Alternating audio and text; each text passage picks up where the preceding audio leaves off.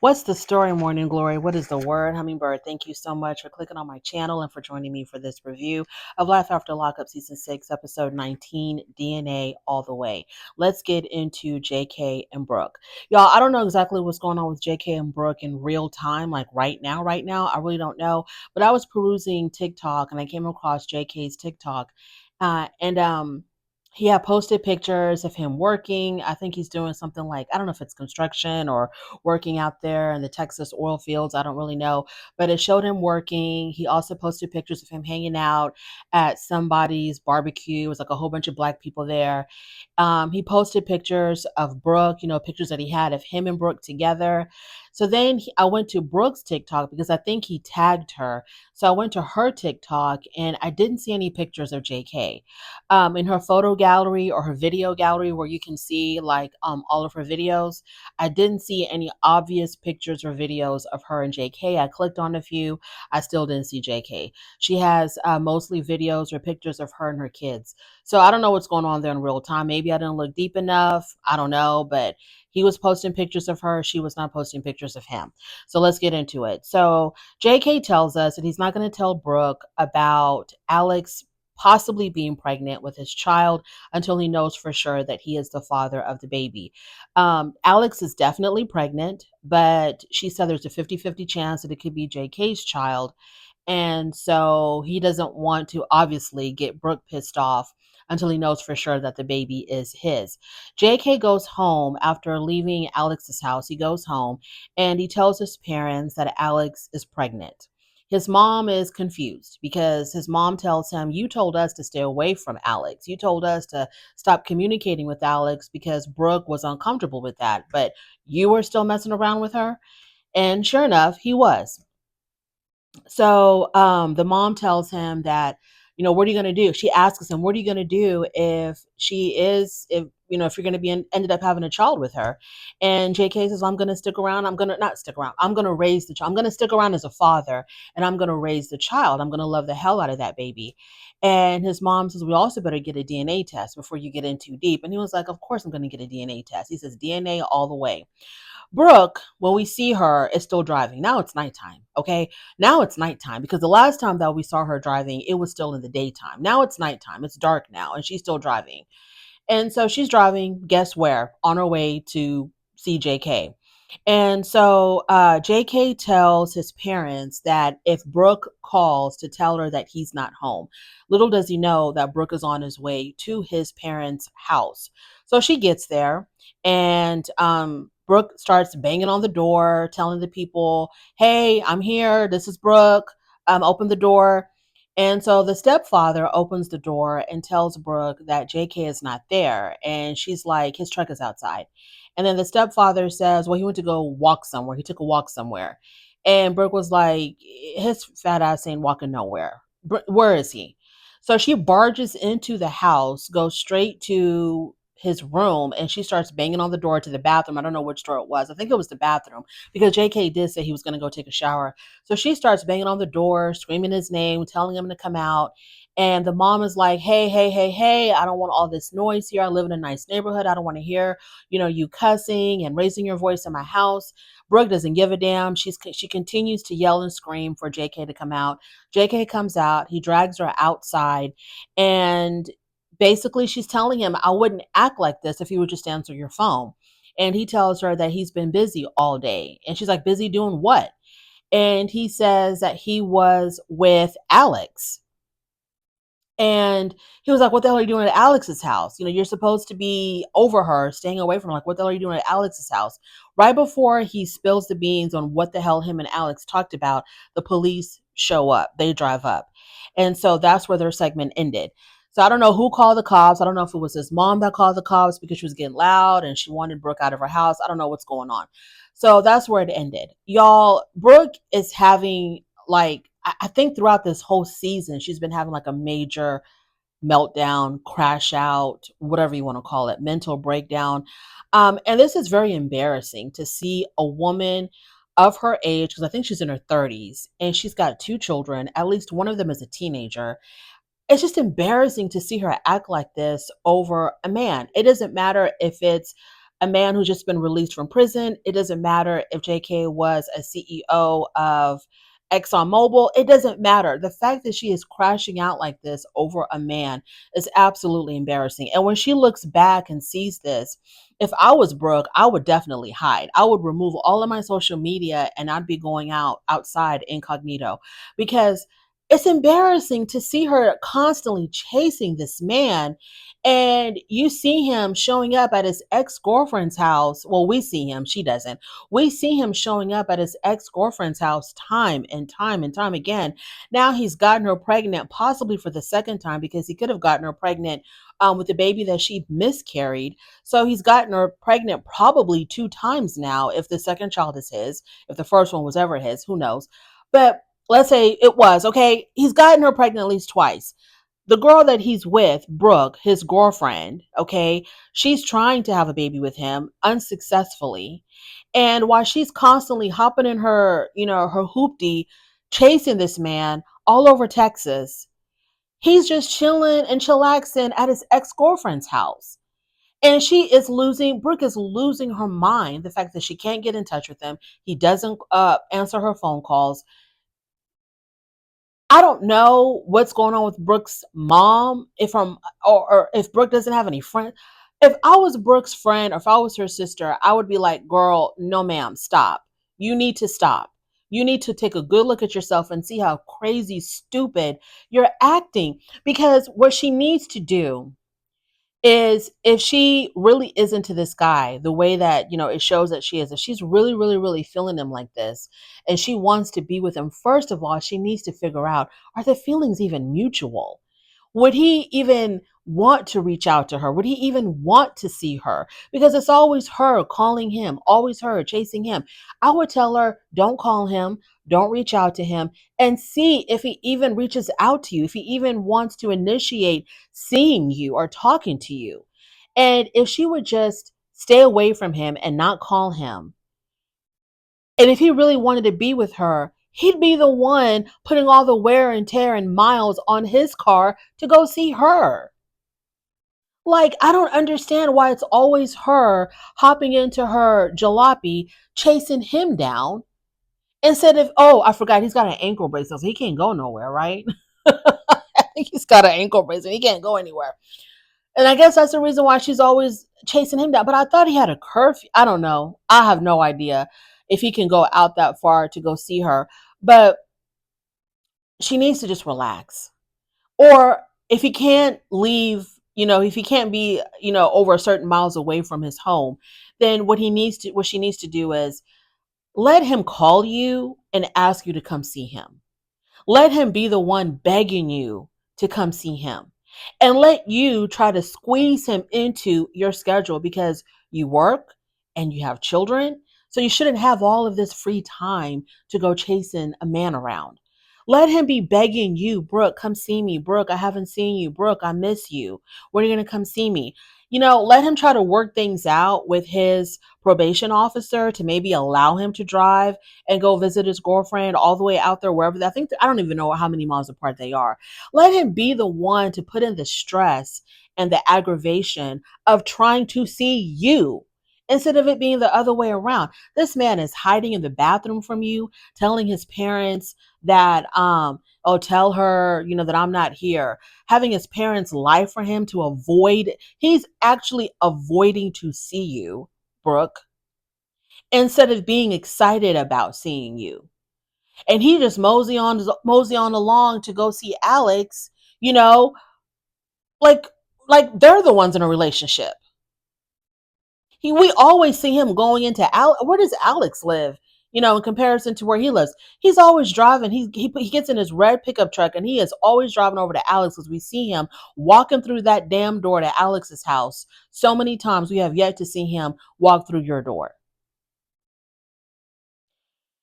Let me see. Did I miss anything? Okay, she starts yelling at him for not answering his phone all day. And she says, I wouldn't be popping up like this if you would just answer your phone. See, that's rule number one of a confident woman, is that if you call a man and he doesn't answer his phone, then you stop calling. You stop calling. And because everybody has their phones glued to their hands. He's going to look down at his phone. He's going to see the missed call. And if he cares enough about you and wants to see you enough, you'll be like, oh my God, I missed Brooke's call. What does she want? And he will call you back. You wouldn't have to call him 75,000 times a day. You wouldn't have to do that. And it's embarrassing that you're calling someone so many times and they're not answering. And they can actually see how many times that you're calling them. That's embarrassing to me. I would not want some man look at his phone and be like, damn, Cookie called me 36 times. That's embarrassing.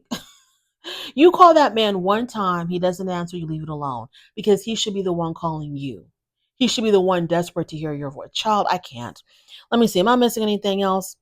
Um, he meant he didn't answer because he was with Alex all day. She asked for what, but before he tells her why he was over there at Alex's house, the cops show up. Yeah.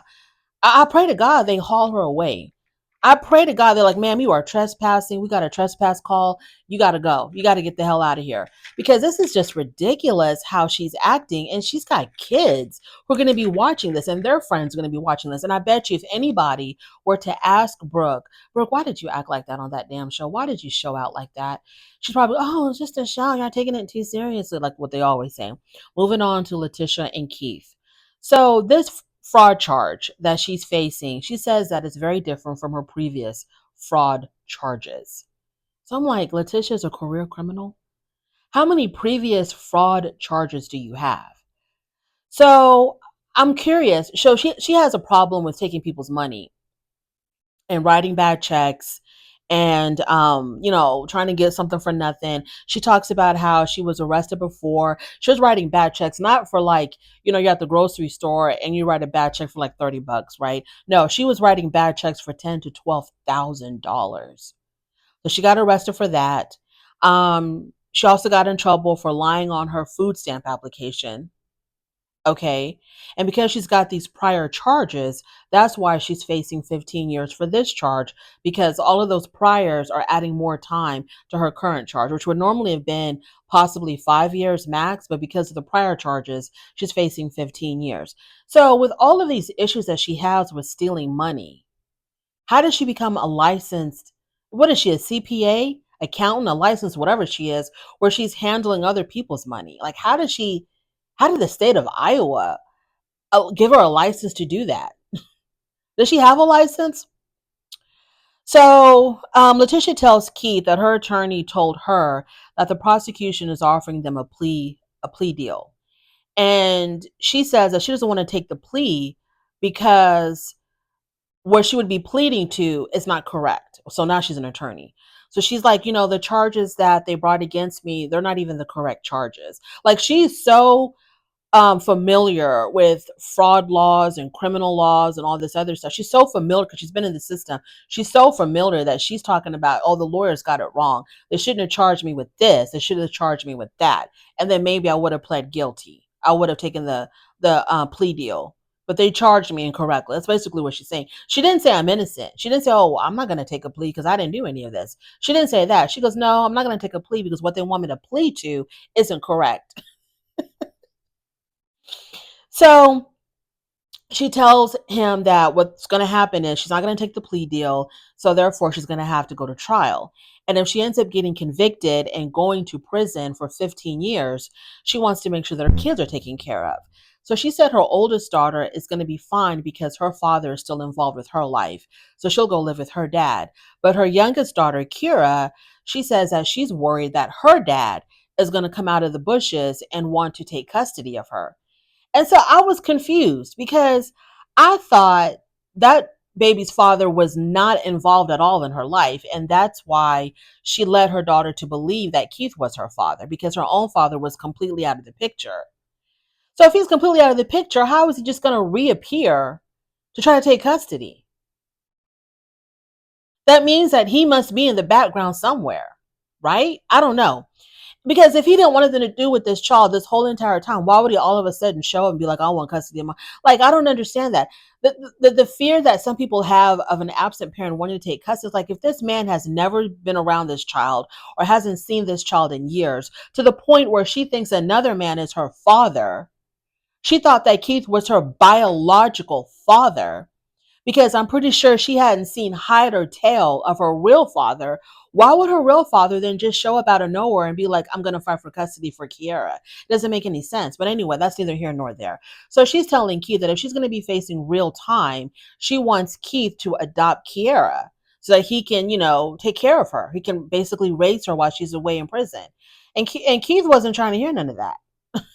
He was not interested in any of that because he didn't jump at the idea. If he really wanted to adopt Kiara and, raise her, if her mom went away to prison, he would have been like, you know what, let's take care of this right now. Let's go see the attorney. Let's go get an attorney and let them, guide us on how we can do this for me to adopt, because we're married and her own father is, MIA. Yeah, I'm very interested in adopting her or taking some type of legal guardianship of her in case you go to prison. But he was like, I got a lot on my plate. He said that. He was like, I got a lot going on. I guess with his own son trying to get custody of Damari. He was like, oh, well, yeah, I got a lot going. I got a lot on my plate. So he was not even interested in adopting Kiara. And why should he? Because even though she would take Kiara to go see him in prison, him and Kiara really don't have a bond like that. Kiara has an imaginary bond. Okay, this illusion that Leticia had created in Kiara's mind. Oh, your daddy Keith, he loves you. He can't wait to come home and see. That's your daddy. That's your daddy, girl. That's your daddy. So she has this what am I trying to say? She's got this vision, I guess, of Keith being her dad, but they really in real life don't have an actual bond. They don't really know each other. So Keith really wasn't interested in hearing anything about adopting Kiara. So Keith says that he's got enough on his plate. And she tells him, basically, you owe me. Like, she was basically trying to force him or pressure him into adopting Kiara and raising her if she went away, because she made him feel guilty. She was like, I held you down for 5 years, and I was doing time with you. And he stopped her right there. And he goes, doing time outside ain't nothing like doing time on the inside. So you can't even compare the two. But she was like, I held you down and I was faithful to you for 5 years. So you owe me this. And I'm like, you should not pressure someone into adopting a child because they owe it to you. They should want to do it out of the pure love of their heart for this child. Moving on, Leticia then changes her mind about taking the plea because she knows she's guilty. She knew she took those people's money. She knew she took those people's money, and she knew that she was facing some real time if she took this to trial. She knew that the evidence was stacked high again. I don't know why she was playing in front of the cameras talking about she wasn't going to take a plea deal. She knew that she was facing real time. She knew she did what she did. She took those people's money.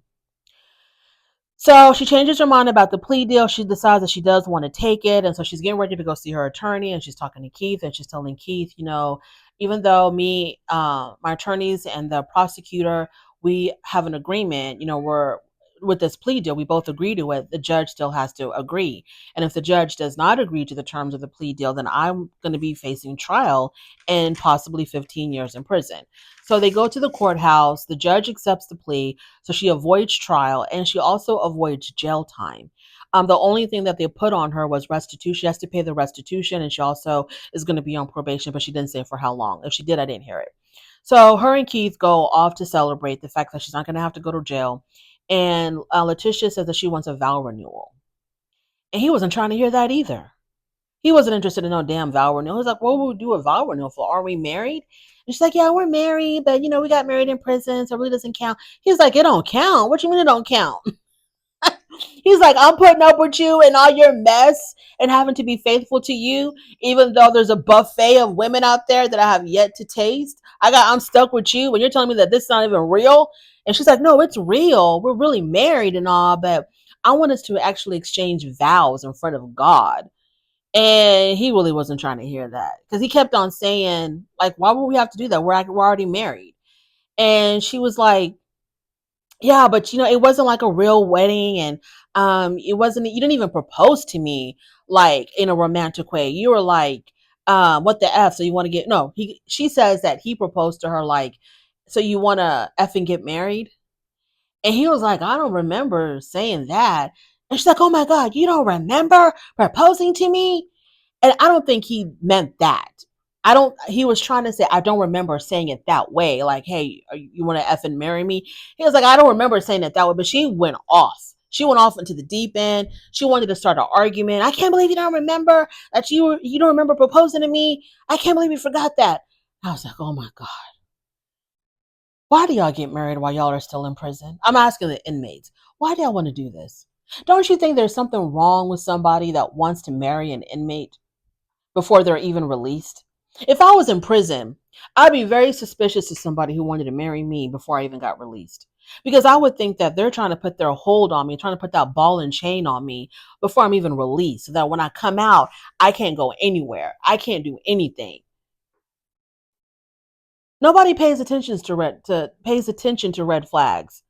But he stuck with her. He stuck with this crazy person, and she's gonna get her way. Leticia always gets her way, so she's gonna get her way with that. They're gonna be doing a vow renewal.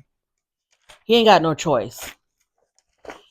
I don't know why people want to get married before they're even released from prison. Moving on to Justine and Michael.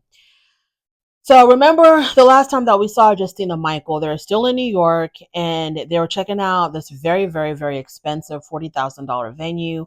And after they checked out the venue, everybody went out to dinner and they were talking about the cost of the wedding. And Michael was feeling very overwhelmed with what they're going to have to dish out for this wedding, because it's the $40,000 venue, it's the caterer, it's the DJ, it's the this, it's the that. You got to also tip everybody. So he was feeling very overwhelmed. And then Justine could see that he was getting frustrated. So she thought she was helping by offering to pay for her part of the wedding, meaning that she'll pay for her dress, her bridesmaids' dresses, and she'll pay for her people showing up to the wedding.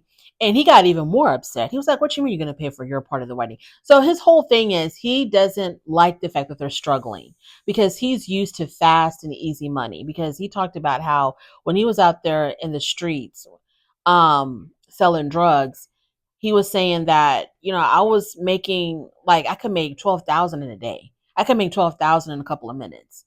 It was that easy. And so the fact that here they are penny pinching and having to budget and sacrifice this for that, and now his wife is offering to pay for things, it's making him feel some kind of way. So he's outside and she follows him out there and she's like, we're in this together. Don't shut me out. And he was like, he's like, I just, what did he say? He said something. Basically, he doesn't like the fact that he tells her, like, what if I can sell a brick. I can sell a brick right now and get the whole money for the wedding in a couple of minutes. And she was like, is that worth going to prison for, though? Is it worth that? Obviously, it's not. Him saying that, I didn't believe it. He's not considering going back to a life of crime. That is not what's going on. From what I've seen on social media, he's having a grand old time rapping, doing his music. And Justine being his, go-go dancer on stage and whatever. They're having a grand old time with that. He is not seriously thinking about going back to a life of crime and selling drugs. That is not even real. It's a waste of time for them to put this in the show and for us to have to watch this. It's not even real that he's thinking about doing that. He's not. So after that, Justine consents that there's something going on with Mike, but she can't quite figure it out. And he even admits to us that there's something he's not telling her. I don't really care what the hell it is. I really don't care what secret he's hiding from her. Let's just move on. So Justine has a conversation with her mother, and they're talking about her father and how her father was pretty much absent her whole entire life. So she gives these little anecdotes about how there were times when her father would show up and then he would disappear again. She gives this story about her 16th birthday. Her father was supposed to show up and, do this father-daughter dance with her. And when he showed up, she was so excited to see him. And she turned around and tells her friend, oh, my dad's here. And as soon as she turned her head back around to look at him, he was gone and never came back. So she struggles with that very naturally. Everybody can understand that, why she would be struggling with this. With her father, he was less than a part-time father. He wasn't even a part-time father. He was an absentee father, rarely there. And her mom is listening to this, and her mom has the audacity to tell us in her own confessional, I don't know why she's struggling about her father not being in her life and her father abandoning her when he was never around to begin with. And I'm like, You've answered your own question. She's struggling with abandonment issue because he was never there to begin with because he abandoned her. And the mom was kind of like, her whole point was, you can't miss what you never had. And I'm like, what an awful way to look at your daughter's issues, to look at what your daughter's going through. Like, she really wants to tell Justine, get over it. He was never there to begin with. Why do you even miss him? That's what she really wants to tell Justine. But thank God she has enough couth to not say it that bluntly. And I'm like, it doesn't matter if this man was never around and she never seen him, didn't even know what he looked like.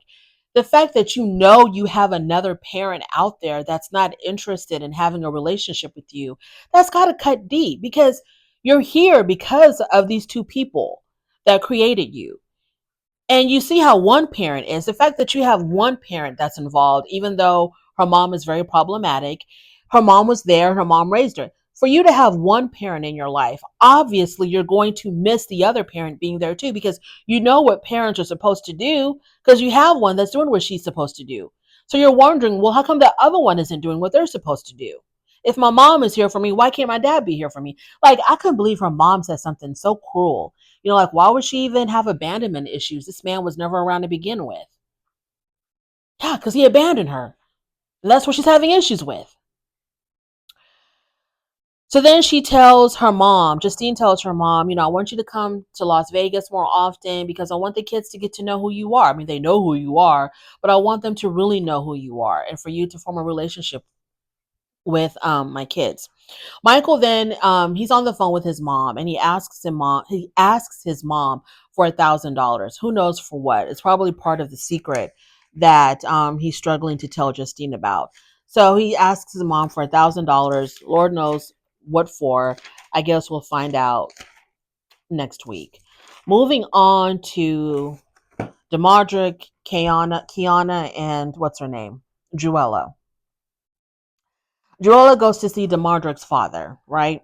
And this was like a filler scene. I didn't understand why she was there, why she's telling him about the private eye coming to see her, and the private eye wanting her to sign an affidavit of non-prosecution so that she would drop the charges against Joella.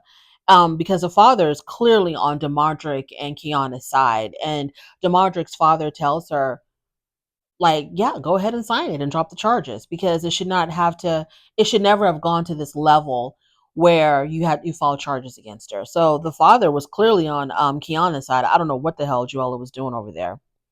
Joella tells us that she wants both of these people completely out of her life. And she says that once all of this is over and done with, she doesn't want to see them ever again. Now, I've caught a couple of her lives, and it seems like Joella is still very bitter. She comes off as being very bitter. She talks about Demardrick and Kiana a lot on her lives. She knows that she can't talk about certain things regarding the show, like things that have not yet aired. She won't talk about, but things that have already aired, she addresses them. And she just comes off as very upset and bitter. Whereas Kiana and Demardrick's lives mention nothing about Joella. They don't mention her. From the ones that I've caught, the parts that I've seen, they don't talk about her. If they do, it's very little. Joelle, on the other hand, all she does is talk about them. Even though she claims, I don't want to talk about them, she talks about them. And she seems very unhappy still. Obviously, she wants Demardrick. She's always wanted Demardrick. She wants Demardrick living with her, raising their kids together. That is what she wants. And it's just painful for her to see Demardrick with Kiana. Anywho, Kiana and Demardrick meet with the lawyer and the investigator, and they tell her what Joella is requesting from her. She's requesting for Kiana to pay for her equipment, her school equipment. I think she's in beauty school or something. I don't know. Cosmetology. Um, she claims that they destroyed her equipment inside the car, and she wants that replaced. And she also wants to have a one-on-one meeting with Kiana. And Kiana was like, "Oh, I don't know what I'm gonna do." So yeah, Joella wants more money.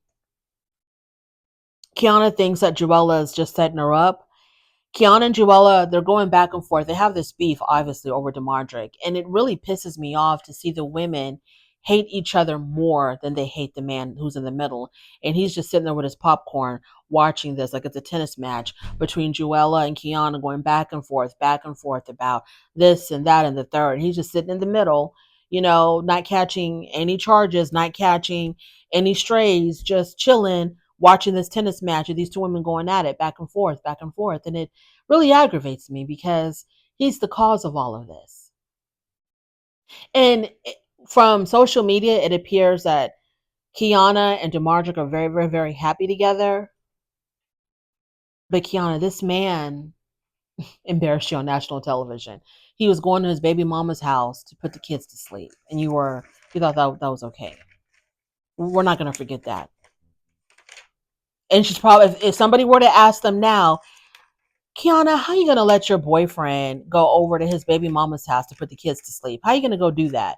Her response is probably going to be, it's just a show. It's just a show. Y'all are putting way too much into it. It's just a show. Moving on to Courtney and Will. So they're doing their interview, where they're sitting side by side talking to the producers and answering the producers' questions. When they arrived for their interview, Courtney had some man drop her off. So the producers asked her about that. And she said that it was just a friend. There's an attraction there, but it's just a friend. Will doesn't believe that. And so Will thinks that this is a full-on boyfriend or a man that she's sleeping with or a man that she's using for money. So, Will talks about how this whole relationship was just a disaster. He regrets ever meeting Courtney. He regrets even being interested in an inmate. He wished that none of this happened. Will is going through all the emotions of a breakup. He's angry. He's frustrated. He's sad. He's going through all the emotions of the breakup. And Courtney's just sitting in her chair, putting on her mascara, waiting for them to yell action so that she can start talking. She doesn't give a damn about none of this. Will is so stressed out that he's actually drinking in the back room before he comes out on set. They argue about exactly what was the demise of their relationship. And Will said it all started when she came out of prison. I went back to California and she completely stopped talking to me. I would call her, she would never answer, all communication stopped. And I think Courtney, when he left for California, Courtney just lost interest in him. Courtney is an opportunist. Okay, first of all, Courtney is an opportunist. Obviously, Will should never have gotten this deep and this involved with an inmate because prison relationships are not real relationships. When the inmate comes out, everything is different. But they don't know this. No matter how much I say this, no matter how loudly I say this, nobody's listening to me.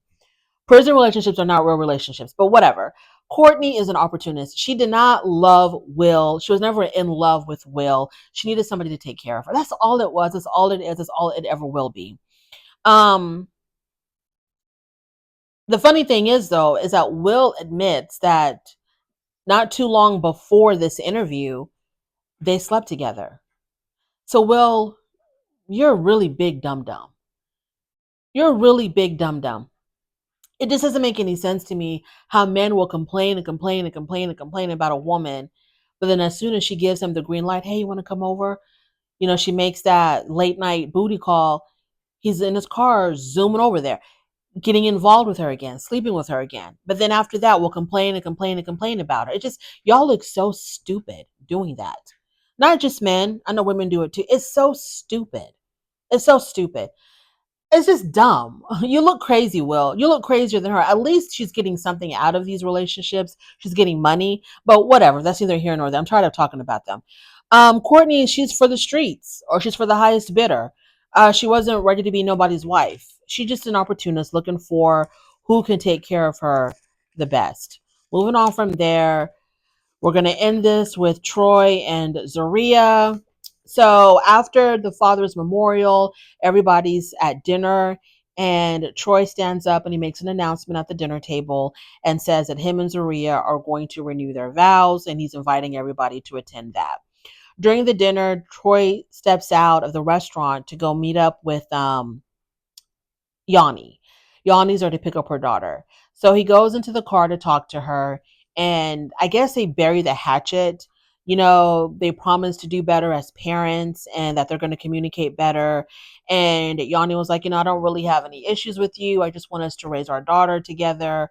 And it's all about, you know, little Troy. And so then Troy pushes the envelope a little bit and asks Yanni, well, what about you and Zaria?